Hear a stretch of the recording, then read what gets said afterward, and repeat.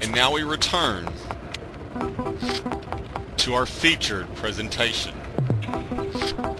Above the entrance to the migration building, there was a sign in large red letters. Bienvenidos a la migra de Panama. Por favor, dejar tus derechos a la puerta.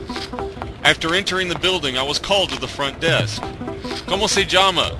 Me llamo Migraña. ¿De dónde eres? Mi mamá es de Montreal, mi papá de Panamá, y yo estuve hecho en un avión viajando de Panamá a Canadá. Y nací en el avión regresando.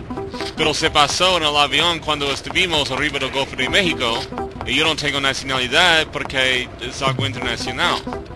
I then proceeded to explain that the ambassador of Rome was already on his way, and that when he arrived I would be given diplomatic immunity, and that until that day I would refuse to answer any questions or sign any forms.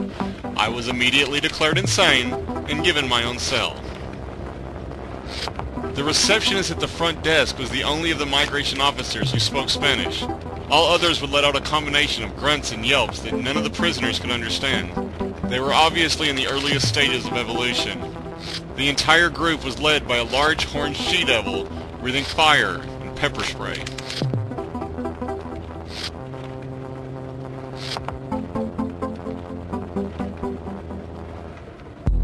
The cluster of captives were some of the most marvelous migrants that I've ever had the misery to meet.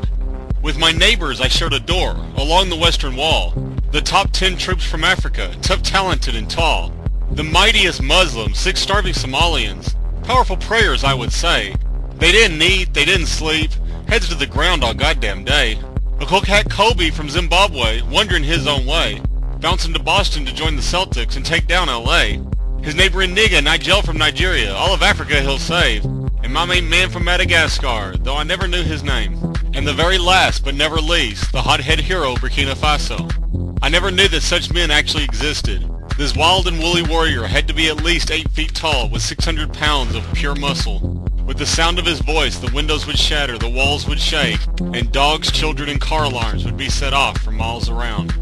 Bright and early every morning, I was awoken by a Pakistani Urdu with the voice of an angel.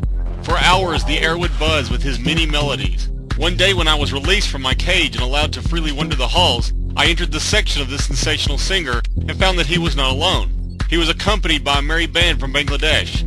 Each man was draped in a different colored robe with brilliant shades of red, white, yellow, blue, and green, all dancing in beautiful synchronization with their hands and heads held high. There were 3 other men sharing this room, all from Afghanistan. The first, all bright-eyed and smiley-faced, spent over 2 hours explaining to me that Allah is one, Allah is wonderful, Allah is the bomb diggity, don't you see? I noticed that the 3 Afghans had lots of space on one side of the room, while the boys from Bangladesh all shared bunks at the opposite end. This is because the second Afghan was vested in a ring of explosives. I learned that the third man was not actually from Afghanistan, but a Russian hockey player working as a KGB spy. I discovered very little about this man. However, one day I did watch for 8 hours as he won 72 games of checkers in a row. The Urdu was not the only musician. There was also a Mexican mariachi sharing space with about 40 guys from Guatemala and Nicaragua. They would spend the entire day outside in the sun picking oranges and playing soccer. Every 10 minutes the windows would rattle as screams of "Go!" would rise from the courtyard. Some days they would be joined by a small crowd from Colombia, when they were not busy working for their drug lord Juan Carlos. The Colombian cartel used their contacts outside to bring in marijuana for the guy from Jamaica and fine wine for a French artist whose murals of naked women covered the walls. In the next room there was an insane scientist from Yugoslavia. Wild-eyed with even wilder hair, this quirky chemist would combine water, earth, fire, and air to produce poisonous potions and make mystical magic. He was constantly accompanied by his angry assistant, a nasty little gnome from Never Neverland. Apparently each night this skillful master of thievery and deception would pick the locks of the cell, rob the officials of pens and phone cards, and then set traps for those delivering the morning breakfast. One of the more mysterious members of the group was an Indian snake charmer, fluent in over 30 languages and a spiritual leader of even more religions. I would have loved to have learned more about this man, but that was very difficult as he was usually found deep in meditation and floating far above our heads. In the final cell, there was a badass biker Buddhist surrounded by 7 samurai. The great warriors of Japan, the Buddhist heroic hired hands, had floating fears of getting canned with all the peace in the land. But appeared a sultan from southern Spain, an angry army at his call, and started getting insanely insane with 9 new ninjas from northern Nepal. A beastly battle had soon begun, and up until the war was won, the 7 samurai and 9 ninjas battled on. When everything was done and said, and all 16 completely dead, the biker Buddhist and Spanish sultan joined their heads. I think they left for New York to open a business selling baked bamboo bread and bullfighting equipment.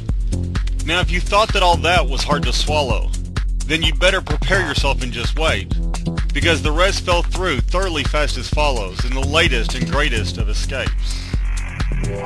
The Latin Americans proposed a proper party, with tons of tequila and 15 kilos de carne. They got the guards all good and drunk until the time they couldn't keep, and with a mariachi's lullaby they tripped and tumbled straight to sleep.